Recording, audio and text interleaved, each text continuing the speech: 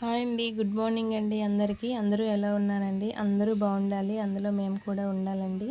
ఈరోజైతే నా పూజ కంప్లీట్ అయిందండి. ఈరోజు అనేది ఒక స్పెషల్ ఉందండి. ఏంటి అంటే అది తొలి ఏకాదశి అండి. ఈరోజు పువ్వులు తులసితో పూజించాలండి.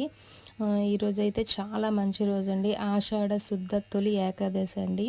ఈరోజైతే విష్ణువుని పూజిస్తారండి. చాలా మంచి రోజండి. ఈ పూజ అయిన తర్వాత మీరు విష్ణు సహస్రనామం చదువుకుంటే చాలా మంచిదండి. ఇదిగోండి నేనైతే నా పూజని ఈ విధంగా అయితే చేసుకున్నానండి. మా దేవుడి గుడి చిన్నదవడం వల్ల కొంచెం అలా అడ్జస్ట్ చేసుకోవాల్సి వచ్చిందండి. సో మీరైతే విష్ణు సహస్రనామం పఠించలేని వాళ్ళు, అంత వీలు కాలేదు అని అనుకునే వాళ్ళైతే సూక్ష్మ మార్గంలో శ్రీరామ రామ రామేతి అనేటటువంటి మంత్రాన్ని అయితే జపిస్తే చాలా మంచిదండి. 3 సార్లు జపించాలి. ఓకేనా ఫ్రెండ్స్? నా వీడియో నచ్చినట్టయితే లైక్ చేయండి. Thank you.